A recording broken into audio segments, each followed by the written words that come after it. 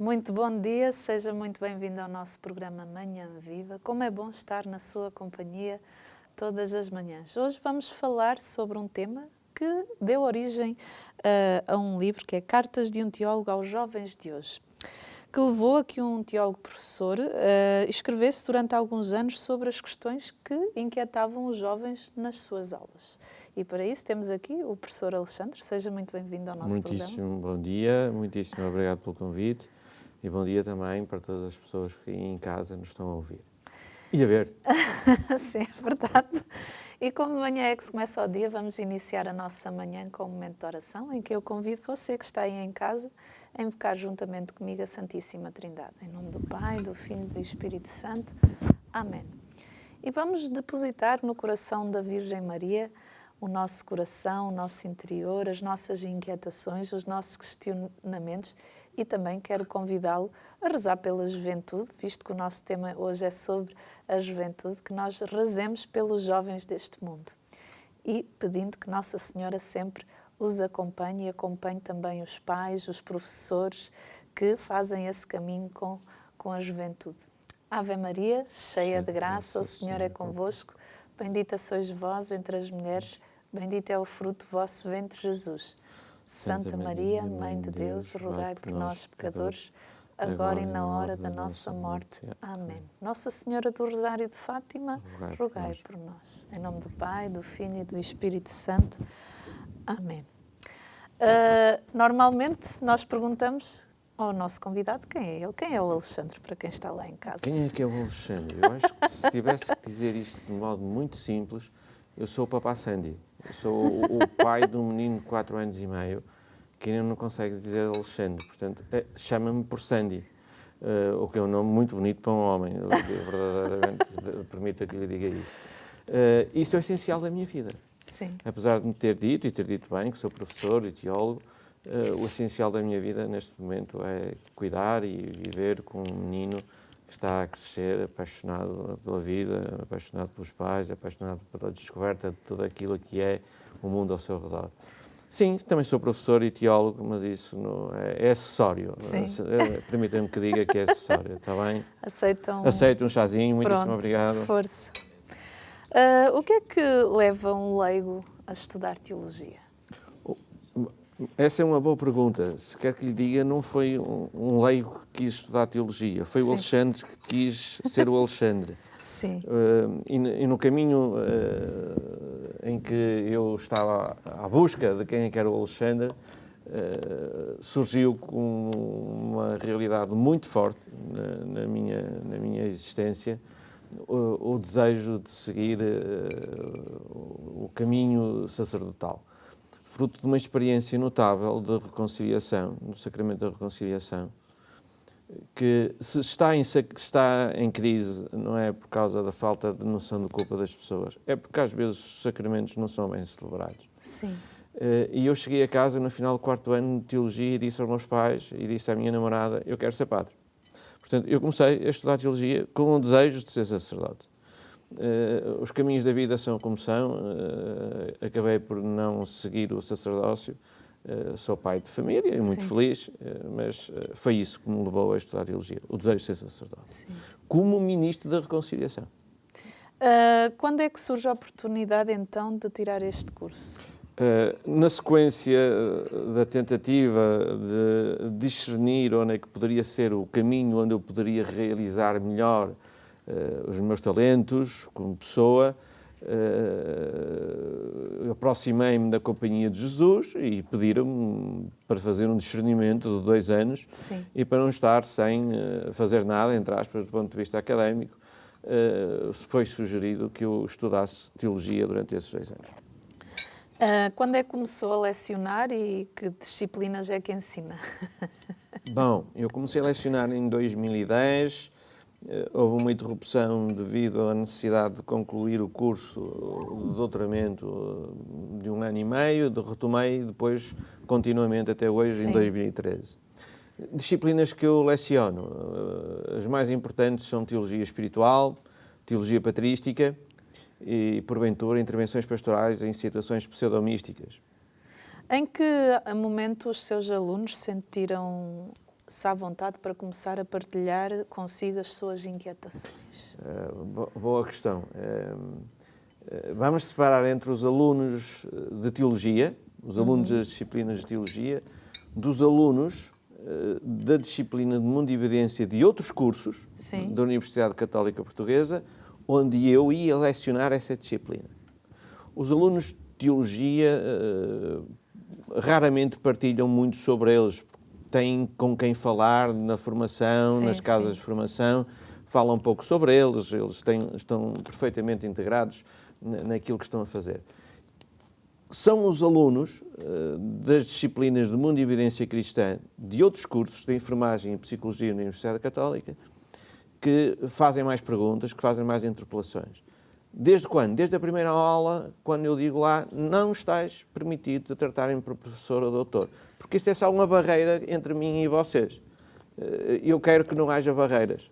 E eles começam logo a perguntar porquê? Que professor estranho que é este? Não quer que a gente o trate por professor, nem quer que a gente faça continência quando entra na porta. Não quero nada. Estamos aqui todos no mesmo barco a fazer uma descoberta deste encanto, deste espanto que é a vida. E eles logo do início começam a fazer perguntas com toda a vontade. Às vezes excessiva à vontade, mas à vontade, peço desculpa. Mas eu gosto disto. Que verdade nelas se propõe? Tem que me explicar um bocadinho melhor essa pergunta. Qual é a verdade que vê nessas perguntas que lhe são feitas? Já percebi. Eu creio que a juventude, a geração que contemporaneamente podemos denominar a geração Z+1, já não é a geração Y, já não são os millennials, é Z mais os que passaram o Covid, a geração Z+1, já não são tão relativistas como as gerações anteriores. Eles estão à procura de algo sólido. Interessante. Mas não têm consciência de onde é que podem encontrar esse sólido, essa solidez para a vida deles. E as inquietações profundas vêm ao de cima. Eles estão à procura de um mapa de sentido para a existência deles. Estão à procura de algo que dê sentido, globalmente, para aquilo que eles sentem que é o sentido da sua existência. Então eles interpelam em busca de ver se o cristianismo é algo que pode ser aquilo onde o seu sentido se encaixa dentro do sentido global que eles veem da realidade. Porque a maior parte dos meus alunos, nessas outras disciplinas, não são cristãos, não são católicos. Interessante. Essas perguntas são universalmente válidas? E depois eu vou fechar. Começa uma pergunta muito interessante. Não são universalmente válidas. São perguntas de alunos universitários, portanto, alunos já com alguma maturidade, alunos que já vão experimentando as dificuldades, sobretudo ao experimentarem que estão numa universidade em que, sendo as propícias, as suas propinas caras, eles têm que, às vezes, que trabalhar, a família tem que se desdobrar em esforços múltiplos. Sim. E eles começam a ter uma constatação muito mais nítida das dificuldades da vida do que, porventura, outras pessoas e outros jovens que não estão no ensino superior. Quais são as perguntas que mais fazem? As perguntas que mais fazem, basicamente, permita-me, a doutora Sandra, dizer isto com muita franqueza, eles estão numa disciplina que não gostam. Eles não gostam da disciplina de Mundo e Evidência Cristã. Eles perguntam porque é que no curso de Psicologia ou no meio de um curso de Enfermagem está aqui um melro a falar de Mundo e Evidência Cristã. Então as perguntas, que às vezes são muito provocadoras, geralmente são para ver se o professor mantém a compostura. Não leva a mal dizer isto, mas é a mesma verdade. Sim. Se o professor de teologia que se afirma cristão é capaz de responder às nossas questões. Portanto, as questões, estas mais provocadoras, ficam para outra conversa, mas são questões que deixam vir ao de cima os grandes traços característicos dos jovens de hoje. Sim. E após o Covid, é, sobretudo, o medo da morte. Interessante. O que é a morte? O que é que posso tem a dizer sobre isso? A morte. A ansiedade sobre o trabalho. Porque antigamente tirava-se um curso superior, por exemplo, em Engenharia Civil, e sabia-se o que é que ia-se fazer o resto da vida. Hoje em dia tira-se um curso e não se sabe se daqui a 4 anos a psicologia vai ser o que é que eu estou a estudar hoje. Pois. Portanto, geralmente são estas duas grandes questões. As perguntas que os jovens fazem hoje são as mesmas que preocupavam os jovens de antigamente? Não, doutora Sandra, de modo algum. E tenho que dizer que uma grande preocupação que eu tenho é todos os anos repensar durante metade do semestre, o curso é semestral, e no outro semestre ou no outro curso, é repensar quem é que está diante de mim. Pelo menos de 2 em 2 anos eu tenho que reformular o curso. Que interessante.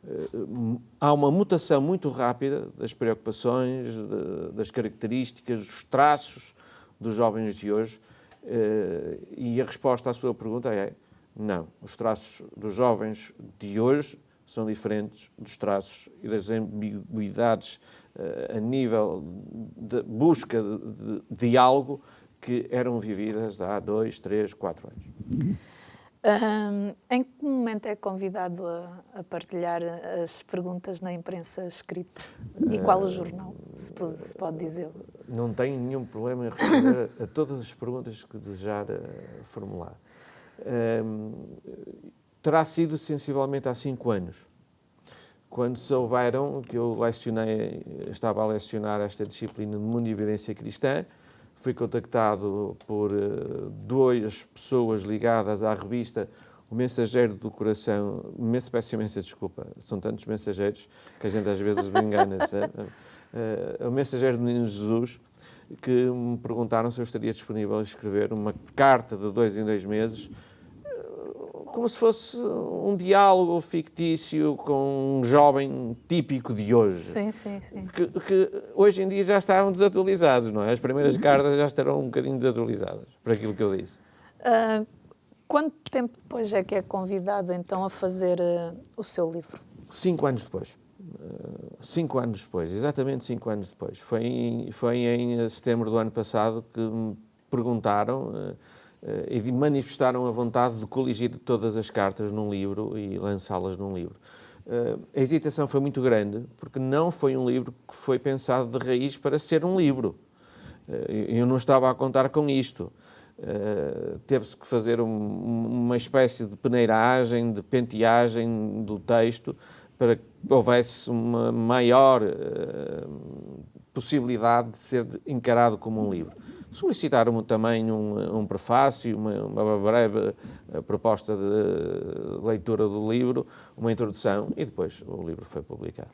Alguns alunos começaram-se a perceber que as perguntas que eles faziam começaram a aparecer em artigos, Sim. Claro, sem referir o seu nome. Sim. Teve feedback dos alunos? Tive feedback. Curiosamente, as perguntas são perguntas dirigidas àquelas disciplinas que não são da Faculdade de Teologia, mas os alunos que se aperceberam das cartas eram os da Faculdade de Teologia. Então achava imensa piada que houvesse perguntas tão dispares, porque é um facto. As perguntas de um aluno de Teologia são completamente diferentes das perguntas que surgem a jovens que não são cristãos. E porquê? Precisamente porque eles estão acompanhados nas casas de formação, sim. onde estas perguntas são tratadas e lidadas de uma outra forma. E então eles achavam muito engraçado. Olha, nunca tinha ninguém me dito isso. Pois, não sou teu formador, tens a sorte de não ser teu formador. Pronto. Uma pergunta suspeita. Porquê ler estas cartas? Porquê ler estas cartas? Olhem, e digo isto com toda a sinceridade para quem nos está a ouvir e porventura a ver também em casa. Se o livro não tivesse sido escrito por mim, eu diria que é um excelente mapa daquilo que pode ser uma ajuda para compreender os mecanismos mentais, os mecanismos de leitura da realidade dos jovens de hoje e ajudar quem está a viver e a trabalhar com estes jovens a compreenderem, porventura, as motivações profundas de reações, de inquietações que eles manifestam. Ou não manifestam. Ou seja, é um mapa não tanto do sentido explícito, mas das inquietações mais profundas que levam a que eles tenham umas determinadas motivações que se expressam em comportamentos e perguntas. Muitas destas perguntas são difíceis de responder. Dê-nos alguns exemplos de algumas perguntas que lhe são feitas. E que se calhar muitas vezes nem estaria à espera que lhe fizessem. Não, há perguntas para as quais eu nunca estaria preparado para responder se não tivesse por detrás já alguma maturidade, apesar de tudo, e muito traquejo em lidar com os jovens. Eu recordo-me de uma aluna que no último dia de aulas me perguntou: mas o que é isso de Deus? Ou seja, teve o semestre todo a ouvir falar que os cristãos concebem a realidade a partir de um ser absoluto, transcendente, todo amoroso, somente amor, e no fim aquilo só lhe fez clique no último dia. Mas responder o que é Deus é muito difícil. Sobretudo quando se nota que a pessoa que está diante de nós não é católico, não é crente. Eu consegui responder. Eu acho que ela ficou com muita curiosidade para saber mais sobre o cristianismo. Outras perguntas que costumam fazer, mas mais no âmbito da provocação, é: como é que é a vida sexual de um cristão? Vocês têm uma visão tão pessimista do que é a sexualidade. E eu digo: olha, não tenho visão nenhuma pessimista do que é a sexualidade. Eu vivo a minha sexualidade com imensa felicidade. E isso é um mito que se vai perpetuando, porventura, devido a alguns comportamentos históricos do cristianismo no passado, mas que não são realidade nos dias de hoje. Claro. Terceiro lugar, as perguntas mais difíceis são aquelas: como eu digo que sou, e sou sempre transparente nas respostas que dou e que falo acerca de mim, é as dificuldades que eu tenho como pessoa. Porque eles percebem-se e compreendem que uma coisa é estar a falar, outra coisa é estar a viver. E eles querem saber se aquilo que eu digo é aquilo que eu vivo. Não sei bem dizer isto, mas vivo isso. E eu digo-lhes sempre, garanto por palavra de honra, e se perder a honra, perco tudo, que eu não digo nada que não viva. Sim, então, uns ficam um bocado atordoados, outros ficam... Pronto, eu não acredito nisto, não acredito. Pronto. A que sentimentos interpelam estas perguntas? Pode-me explicar um bocadinho? Quais os sentimentos que geram... em mim ou nos alunos? Em si e nos alunos. Eu acho que eu envelheci 10 anos com muitas das perguntas que nos foram feitas. Nos alunos nota-se uma grande tensão entre quem é crente e quem não é crente. Normalmente, quando os alunos se apercebem, os cristãos se apercebem que as perguntas são feitas com alguma maldade, com algum espírito de espicaçar, e eles interferem. Eu digo sempre: não, as perguntas não entrem em debate entre vocês. Eu respondo. Porque nota-se que a tensão pode chegar mesmo à agressividade.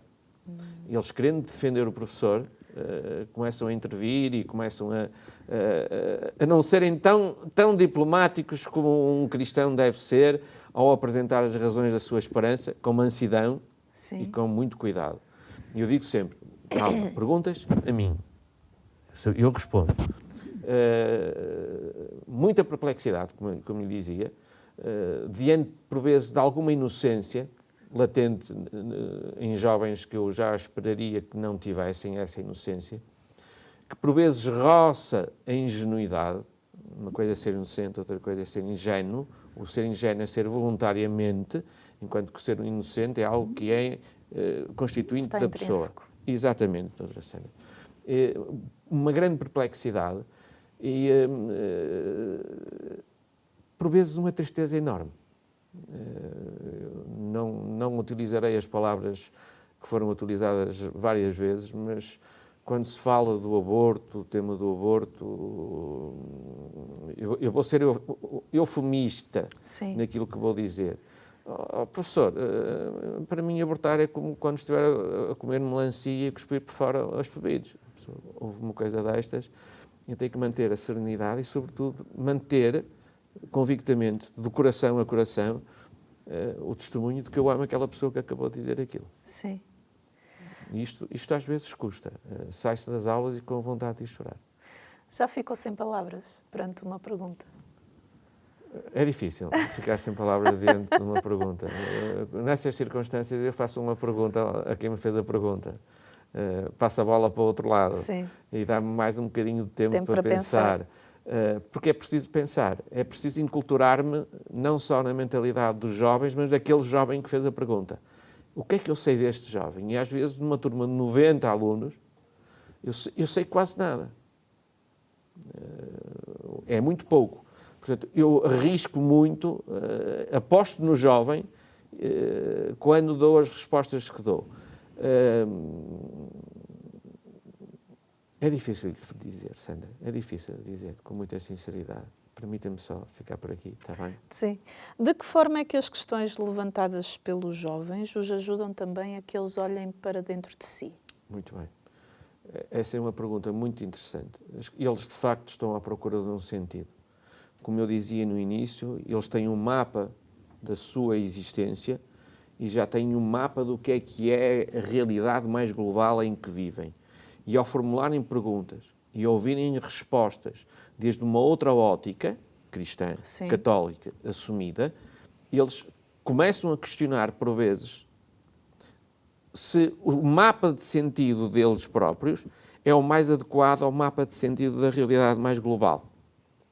E a verdade é que, muitas vezes, não tantas quanto eu porventura gostaria, muitas vezes eles fazem um processo de autoquestionamento e de reformulação daquele que eu tenho denominado o meu mapa de sentido.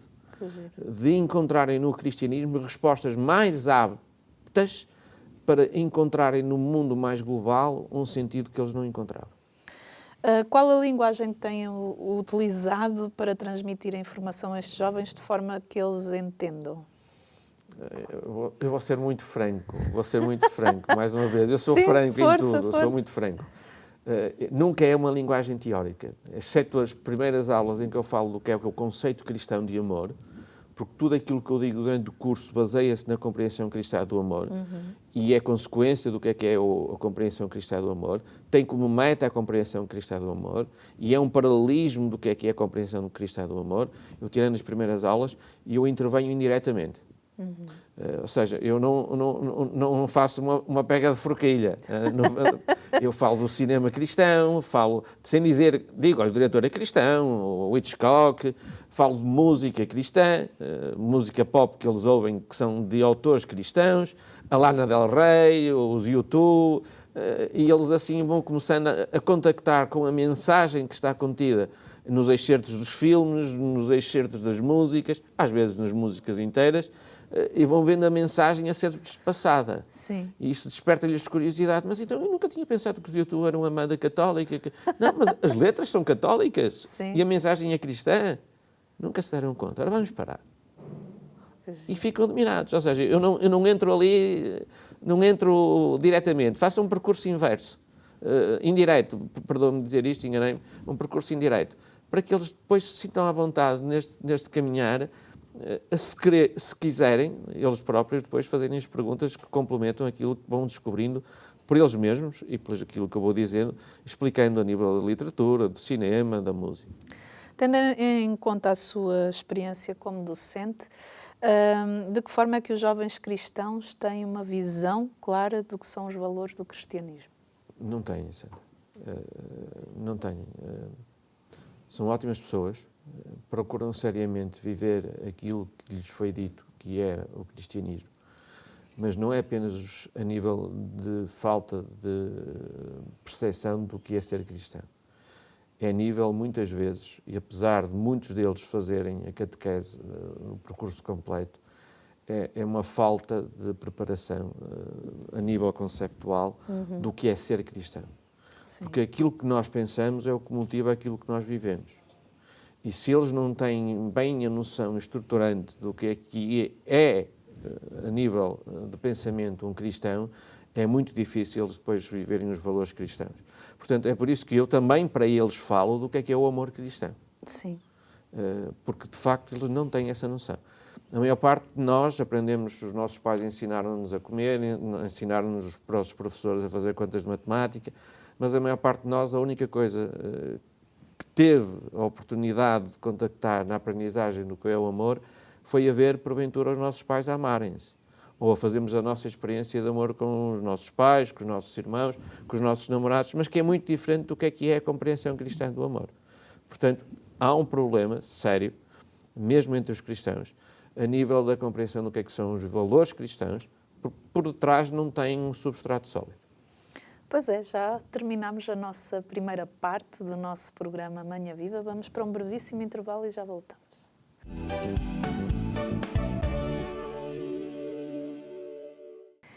Muito bom dia, estamos na segunda parte então do nosso programa Manhã Viva e hoje estamos à conversa com o Alexandre Freire Duarte, que é teólogo, lecionou 44 disciplinas, 13 cursos de curta duração, publicou 8 livros, 13 capítulos de livros, 39 artigos em revistas especializadas, 4 no estrangeiro e 35 em Portugal. Espero estar tudo certo. Não, está tudo, está mais certo? Está mais certo. Se fosse eu a dizer, não sabia dizer nada disso, a palavra de ordem. Então hoje estamos aqui a falar sobre o tema de um livro, que é Cartas de um Teólogo a um Jovem de Hoje, em que nós temos aqui então esta temática que está a ser tão interessante hoje falar aqui com o Alexandre. A todos os jovens católicos, a todos os jovens que sabem sonhar, a todos os jovens a quem proíbem de sonhar. Isto é uma frase sua? Minha. Comenta esta frase.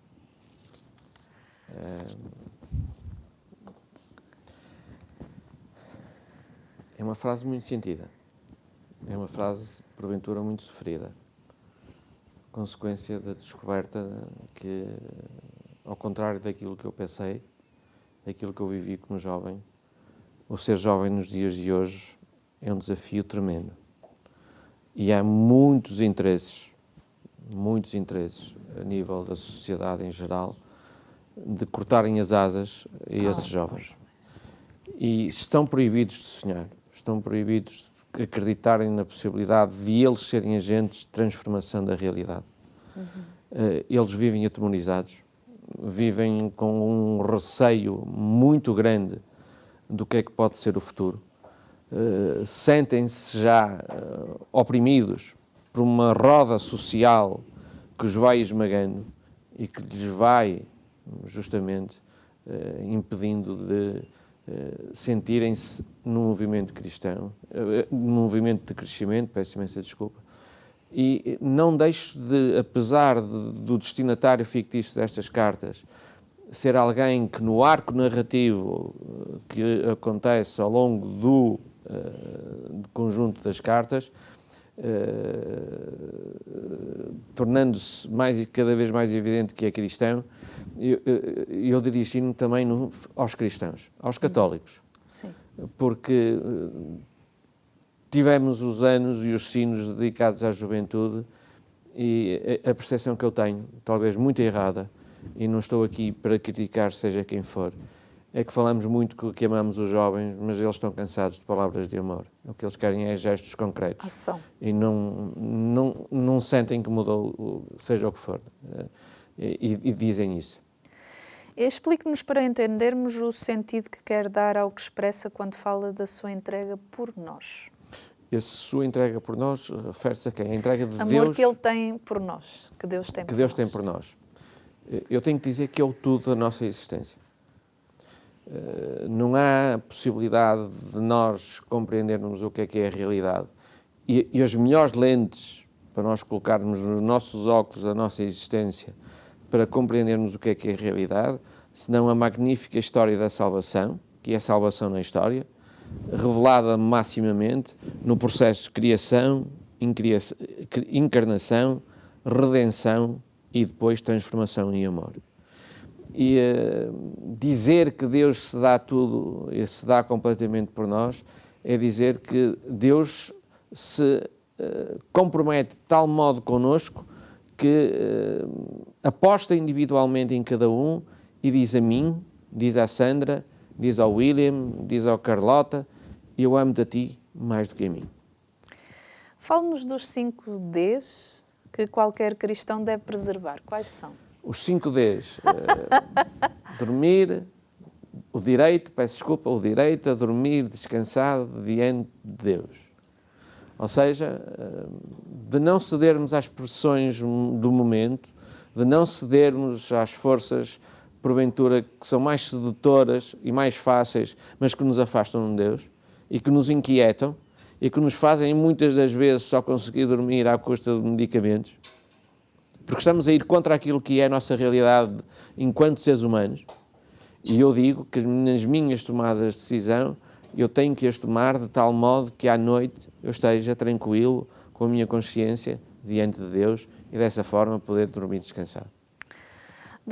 Suponha que estamos a ser vistos por um jovem e que não é seu aluno e que tem de se abstrair que é o autor destas cartas. Enquanto jovem leitor, por que ler estas cartas? Olha, em primeiro lugar, eu questionava-me o sentido da capa do livro. O que é que isto representa? Uhum. E se olhar-se mais atentamente, vê-se que é um selo a imitar uma carta de uma jovem que está a tapar metade da cara. Sim. Mas isso é preciso aproximar-se. E porquê é que se tapa metade da cara? Se calhar porque é difícil de sermos coerentes na nossa existência. Independentemente de sermos cristãos ou não cristãos, estamos obrigados, apesar de terem-nos tirado as máscaras, estamos obrigados a usar muitas máscaras. E este é um livro que convida a que nós possamos viver de um modo coerente da nossa existência, de não termos que ser dúplices, ou seja, termos um coração unificado, íntegro e integral. Rejuvenesceu ao escrever estas cartas? Eu vou ter que repetir algo que disse. Quando estávamos a tomar o pequeno almoço, ou eu a tentar tomar o pequeno almoço. Não, eu envelheci muito a escrever estas cartas. Houve muitas cartas que foram dolorosas. Houve muitas cartas que eu devo ter passado semanas a rezar para escrever um parágrafo. Pode não parecer. Pode parecer um conjunto de chouriços aí, colocados aí nas páginas, mas não. Isso é muito sentido, muito vivido, muito orado, muito entregue a Deus. Ouvir muito a Deus, tentar ver a realidade como Deus vê e não como eu, porventura, a partir da minha perspectiva, me limito a ver. E eu acho que amadureci. Sim. Amadureci. Vamos pôr de lado ao envelhecer, mas amadureci imenso.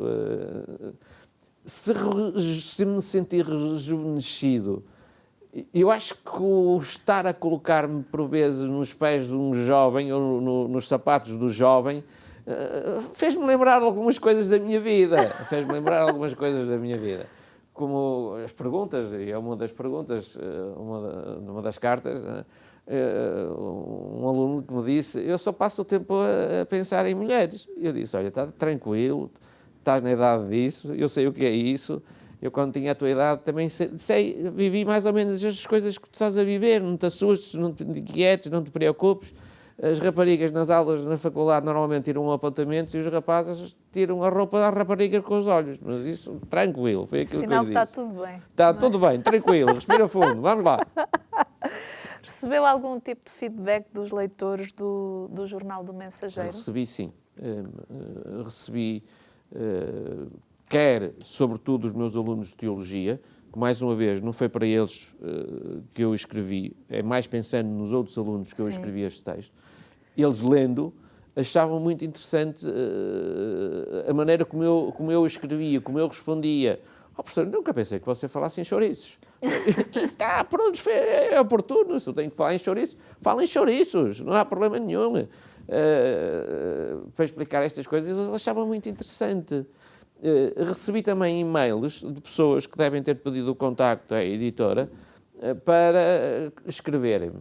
Algumas manifestando agrado, outras manifestando desagrado. Sim. Porque a linguagem que está aí é para pessoas dos dias de hoje, para jovens dos dias de hoje. E a catequese, para, vamos dizer, entre aspas, catequese, no sentido de educar, a ser pessoa e cristã, é muito diferente daquilo que se dizia no tempo dos meus avós ou no tempo dos meus pais.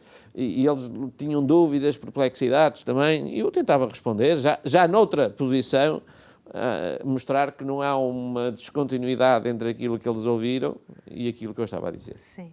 Com que carta é que inicia, então, este livro e porquê? Eu julgo que a carta foi sobre o nem então, há 5 anos atrás, os jovens dizerem muito frequentemente que se sentiam frustrados. Então eu comecei o tema de lidar com o que é que nos pode levar a sentir-se frustrados, como é que nós devemos encarar a frustração e refazer o convite a reconhecer que Deus nunca olha para nós como frustrados. Olha para nós como filhos, como amados, como amadas. Sim. E que está sempre, mais uma vez, a dar-nos crédito infinito. Nós às vezes vamos ao banco e pedimos 2 euros para abrir um negócio. E eles dizem, não te damos crédito, mas Deus dá-nos todo o crédito, que é a vida dele. Quais os temas centrais das cartas e diga-nos alguns temas que escreveu e explica algum deles. Todos os temas, todos, sem exceção, têm por trás um fio condutor dourado, que é o amor de Deus por nós.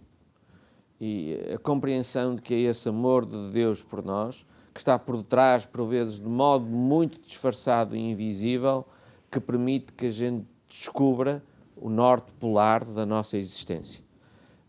Isso está mais patente numas cartas, mais invisível noutras cartas, mas o objetivo na redação das cartas é que as cartas tivessem o odor do amor de Deus. Sim. Sim. A segunda parte da sua pergunta eu já não me recordo, doutora Sandra. Alguns temas que escreveu. Alguns temas. Este tema que falei, da frustração, a questão do rapaz, um aluno meu de enfermagem que me disse, eu só consigo pensar em mulheres, esse é outro tema. Questões relacionadas com a dependência das novas tecnologias, o estar sempre online, o não conseguir ter amigos, preferir os amigos digitais, porque com esses eu não tenho que lidar. Pois. Não é? Enquanto que amar o que está ao lado, ou gostar da pessoa que está ao lado, é muito mais difícil. É muito mais difícil. Dizer que gosto e quero defender os direitos das baleias é fácil, porque não tenho que dormir com nenhuma delas. Agora defender os direitos da pessoa que está ao meu lado, isso é difícil. Até porque é curioso que nos Evangelhos Jesus Cristo pede frequentemente unido amar o próximo e o inimigo. Porque a maior parte das vezes a pessoa mais difícil de amar é aquela com quem nós estamos frequentemente. É verdade. Porque amar a pessoa com quem eu cruzo na rua não há problema nenhum. Agora, amar todos os dias a pessoa que nos pode estar a pisar o calo no sítio. Mas para o nosso bem. Para o nosso bem. Sim. Assim. Nós notamos que as suas cartas existe uma transversalidade de temas, desde insegurança, o medo dos jovens, as mulheres, os jogos. Enquanto professor, o que é que sugere aos pais para que eles vivam esta dualidade que existe entre as diferentes gerações, pais e filhos? Porque tem as cartas dos jovens e das inquietações, mas também tem a família que os envolve, que também é importante. E tal como eu lhe disse, quando estávamos a tomar o pequeno almoço, são cartas escritas também intencionadas para poderem ser lidas por pessoas que trabalham ou que vivem com jovens. Sim. Essa preocupação está existente a nível do como fazer pontes entre as gerações. E eu convidaria sempre a que houvesse a tentativa das gerações mais maduras, aquelas que estão mais disponíveis, porventura, para saber fazer isto, de aprenderem o vernacular dos jovens, a linguagem mais banal dos jovens, que pode parecer muito imperfeita. Diz-se que o vocabulário dos jovens tem diminuído dramaticamente por causa da necessidade de escrever em poucos caracteres, ou seja o que for. Até agora não se escreve, manda-se uma imagem, um emoji, manda-se um emoji, daqui a pouco já não sabemos escrever nada. Não sabemos escrever nada. Encarnar nessa linguagem. E, mais uma vez, como eu disse atrás, tentar ler as motivações dos comportamentos, das dúvidas, das ansiedades que os assolam. E nunca julgar. Isto é um desafio que eu lanço aos pais.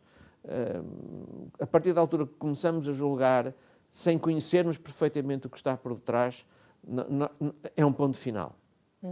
Não é um ponto final parágrafo, porque nós podemos continuar. Sim. E podemos reatar a relação, mas é um ponto final que às vezes é muito difícil e de é superar. dramático. Sim. Para trabalharmos com os jovens, no seu caso falou que de 2 em 2 anos muitas vezes tem que alterar todo o seu plano curricular. Nós então temos que descer até ao jovem. Sim. E existe até, entre aspas, um processo de enculturação. Existe, sem dúvida, um processo de enculturação. Eu costumo dizer enculturação no sentido de viver com os jovens, não necessariamente viver como os jovens, porque eu não consigo viver como eles. Se eles me convidassem para ir beber o que eles bebem, às vezes, numa sexta-feira à noite, eu já não aguentava o meu filho no sábado. Portanto, é viver com os jovens, sentir o pulso aos jovens, estar com eles, não obrigá-los nem a viver como eu, nem eu a querer viver como eles. Temos o nosso espaço e respeito na diferença, descermos até eles, ou deixá-los subir até nós, para que haja pelo menos um face-a-face em que nenhuma das partes se sente humilhada ou desvalorizada. Eu sou mais do que tu, ou tu és mais do que eu. Não, descer até onde eles estão, ou subir até onde eles estão, para com eles falar. Porque os jovens avançam sem nós. Sim, os jovens avançam sem a igreja. Nós temos que tentar, pelo menos, fazer o esforço de andar ao ritmo dos jovens para podermos estar ao lado deles para falar com eles. E isso é o processo de enculturação, que no meu caso é tentar andar a perceber para onde é que eles vão e o que é que são as dúvidas de 2 em 2 anos. Eu não andar posso apressadamente. Andar apressadamente, porque os jovens correm muito mais do que eu. Nesta altura, daqui a pouco, preciso de um carro para andar à beira deles. Como é que nós podemos humanizar as tecnologias e as pessoas quando estamos perante uma sociedade cada vez mais digital? Essa é uma pergunta muito complexa. Isso passa, impreterivelmente, por uma educação familiar que ensina, sem proibir, o justo uso, o correto uso das novas tecnologias. É muito mais fácil proibir do que ensinar o equilíbrio, tanto quanto usa, tanto quanto te ajude. E não te deixes dominar a partir da altura em que tu já te tornas quase que viciado. Quando começas a sentir que já são as novas tecnologias que estão a tomar conta de ti, tu dizes não. Mas isso é uma tarefa que tem de ser feita em casa. Porque os professores não conseguem dar-se conta disso. Nos seminários, com certeza, que há uma equipa formadora que vai verificando isso. Com os jovens, não. Até há o estímulo contrário. É o estímulo de embrenha-te mais no mundo digital. Que depois é um pouco como no filme Os Senhores dos Anéis, aquele que tinha o anel da invisibilidade. A partir de certa altura já não sou eu que sou o dono do anel, é o anel que é dono de mim. Ou seja, há o perigo de se desumanizar o uso das novas tecnologias, que são uma maravilha, também de Deus, temos que dizer isso, um lugar da graça, mas temos que ter o cuidado de que elas não nos desumanizem. Equilíbrio, não é? O equilíbrio, tanto quanto, que é sempre o mais difícil. Porque nós somos pessoas que vão para os extremos. Oscilando. Vamos para os extremos. E batemos num extremo e depois vamos para o outro extremo. É um bocado assim. Quais os temas cristãos e valores que abordou para tocar em temas fundamentais como o sacrifício, a ressurreição, a Páscoa, a humildade? Todos esses temas, eu vou ter que me repetir, mas mesmo que lá em cima já estejam a cantar a marcha nupcial, já se ouve, é o amor. Sim. Doutora Sandra, é o amor. Eu nunca, em nenhuma carta, deixei de tentar mostrar poliedricamente, como se fosse um caleidoscópio, os diferentes rostos do que é o amor humano, nas implicações concretas face às dúvidas que me iam sendo colocadas pelo meu interlocutor fictício. Como é que o nosso amor se desdobra diante desta circunstância? Porque nós somos seres espirituais. Sim. Somos seres espirituais. E como seres espirituais que somos, a única energia a nível da nossa dimensão espiritual é o amor. tudo o resto que nós vivemos, até podemos dizer que as outras virtudes teologais, é o desdobrar do amor nas circunstâncias em que é necessário ter fé, nas circunstâncias em que é necessário ter esperança, etc, etc, etc. Portanto, foi uma tentativa de mostrar as diferentes caras, os diferentes rostos do amor. Alexandre, onde é que as pessoas podem adquirir o seu livro, caso elas estejam interessadas? Eu creio, porque não estou muito por dentro disto, mas eu creio que podem adquirir nas livrarias religiosas. Sim. Não estarão, em princípio, disponíveis nas livrarias mais comerciais. Sim. A editora é uma editora pequena, não tem a possibilidade de pagar os royalties para ter isso nas livrarias mais comerciais, como a Bertrand. Não sei se posso dizer publicidade, já foi. Cortem depois isto. Não se pode dizer isto. E podem também contactar a própria editora, caso quem saiba utilizar a internet e possa utilizar a internet e fazer uma encomenda digitalmente. Também se dirigirem à Bertrand e pedirem um livro, eles encomendam. Isso. Claro. Disse outra vez outra palavra para mim. Eu quero agradecer a sua presença. Uma mensagem final para quem está lá em casa. Eu sei que sou um bocadinho brincalhão. Em muitos aspectos deixei de vir ao de cima esse meu lado. É que eu acredito, de facto, que a alegria é fundamental ao amor cristão. E um dos maiores pecados da Igreja e um dos maiores pecados dos cristãos é que somos tristes. E eu peço, por favor, que não me levem a mal o de ser assim tão brincalhão. Eu sou assim em todos os lados, mas sou assim porque sou cristão. Sim, exatamente. E eu converti-me ao cristianismo tardiamente, após um período longo de afastamento do cristianismo, fruto dessa maravilhosa experiência da reconciliação que foi celebrada em determinado momento da minha vida. E eu não consigo dissociar o amor da alegria, do mesmo modo que eu não consigo dissociar a humildade do humor. E quando não era cristão não era assim. Mas a partir da altura que fiz a descoberta do que é o amor de Deus por mim, eu não posso não ser uma pessoa alegre, uma pessoa com sentido de humor. Mesmo que não consiga, às vezes, transmitir o humor que gostaria. Muito obrigada pela sua presença e pela sua partilha. E também dizer que pode adquirir na nossa livraria, por exemplo, este livro, Onde está Deus? A fé cristã na época da grande incerteza, da editora Paulos. Então pode se dirigir à nossa livraria ou através da loja.cançãonova.pt e fazer a aquisição deste livro. Temos também aqui outros livros, como Maria... Penso que é este ou não? Não, esta é a nossa fé, Manual da Fé Católica, e temos também Maria para os Jovens, de Cleison Filipe. Obrigada. Sandra, por favor. Que temos aqui também da Canção Nova, da editora Canção Nova, que também pode adquirir nas nossas livrarias. E temos também o YouCat e o DoCat, que eu acho que vale a pena adquirir, também oferecer à juventude, porque é uma forma deles também conhecerem um bocadinho mais da nossa fé. O YouCat é baseado no Catecismo da Igreja Católica e o DoCat é mais na doutrina social da Igreja. Então tem questões, é muito apelativo a forma como está feita a edição. Então vale a pena, e se você também quiser adquirir, pode adquirir, para se enraizar mais na nossa fé e conhecermos também melhor este amor de Deus. Este Deus tem um amor tão grande por cada um de nós. Assim me despeço, até ao próximo programa, se Deus quiser.